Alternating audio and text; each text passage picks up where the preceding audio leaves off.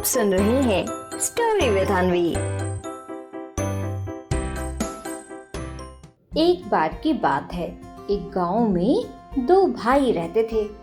बड़ा भाई बहुत अमीर था और वहीं छोटा भाई उतना ही गरीब था। दिवाली के दिन पूरा गांव खुश था, लेकिन छोटा भाई बहुत दुखी था क्योंकि उसके घर में खाने को कुछ भी नहीं था।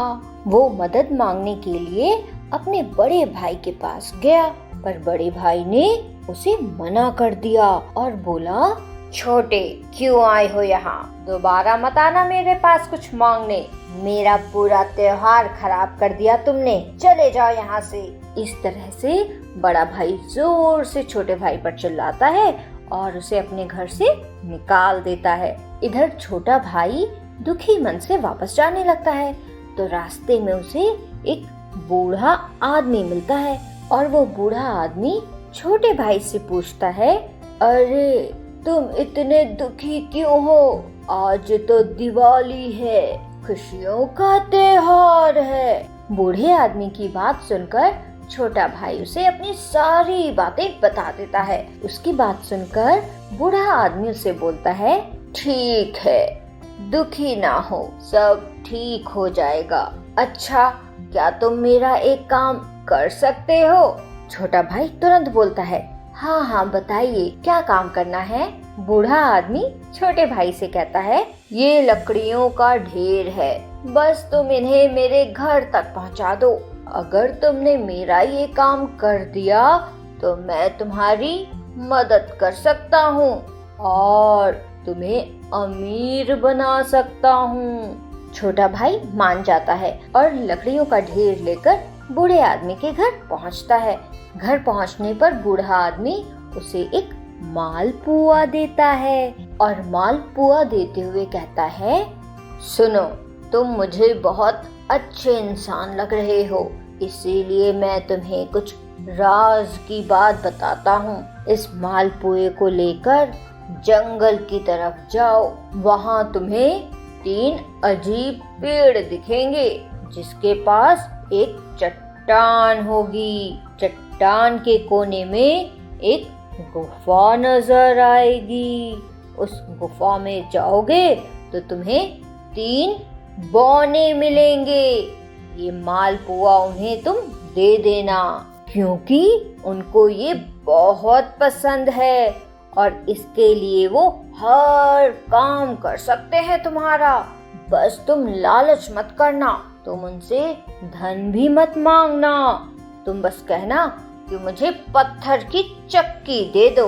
बूढ़े आदमी की बात सुनकर छोटा भाई जंगल की तरफ जाता है और ठीक वैसा ही करता है जैसा बूढ़े आदमी ने उससे बोला था। छोटे भाई से मालपुआ मिलते ही बौने बहुत खुश हो जाते हैं और वो उसे चक्की दे देते हैं। चक्की लेकर जब छोटा भाई बाहर जाने लगता है तब एक बौना उसके पास आता है और कहता है, अरे सुनो, ये कोई मामूली चक्की नहीं है, ये एक जादुई चक्की है। इसे चलाने पर तुम जो मांगोगे वो मिलेगा। इच्छा पूरी होने पर इस पर लाल कपड़ा डाल देना। इसके बाद चक्की पर लाल कपड़ा पड़ते ही चक्की काम करना बंद कर देगी और फिर इससे सामान निकलना भी बंद हो जाएगा। बौने की बात सुनने के बाद छोटा भाई वहाँ से जोर जोर से चलकर अपने घर पहुँचता है और बिना देरी किए मांगना शुरू करता है। सबसे पहले वो चावल मांगता है, फिर दाल मांगता है। इस तरह से छोटा भाई जो जो सामान मांगता, चक्की एक एक करके सारा खाने का सामान निकाल देती। बस खाने को बहुत सारा सामान हो जाता है। अब उसके पूरे परिवार की भूख भी मिट जाती है। घर के सभी लोग खाना मिलने पर बहुत खुश होते हैं और खुशी खुशी मिलकर खाना खाते हैं और उसके बाद सब लोग सो जाते हैं। ऐसे ही कई दिनों तक चलता रहा। छोटा भाई जो सामान मांगता चक्की आराम से निकाल कर दे देती और इसके बाद इसी तरह से चलता रहा। चक्की से निकला जो भी सामान बचता उसे वो अगले दिन बाजार जाकर बेच आता। इस तरह से वो कुछ ना कुछ सामान चक्की से निकाल कर बाजार में बेच आता। कभी बादाम, कभी घी, कभी नमक, मसाले। और फिर एक दिन देखते ही देखते छोटा भाई बहुत अमीर हो गया। लेकिन इधर छोटे भाई को अमीर बनता देख बड़ा भाई मन ही मन सोचने लगा, ये छोटा इतना अमीर कैसे हो गया? जरूर कुछ बात होगी, पता लगाना होगा। और फिर एक रात वो छोटे भाई के घर में जाकर छिप गया और उसने उस जादुई चक्की को देख लिया।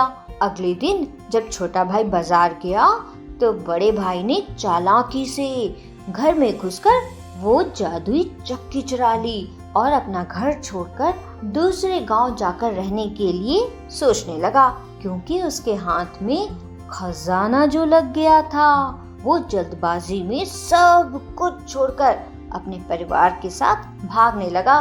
तभी उसकी पत्नी ने पूछा, अजी ये सब क्या है? आप ये चक्की लेकर क्यों जा रहे हैं? आखिर बात क्या है? अपनी पत्नी की बात सुनकर बड़ा भाई उसे चक्की दिखाने लगता है और चक्की से कहता है, ओ चक्की नमक निकाल।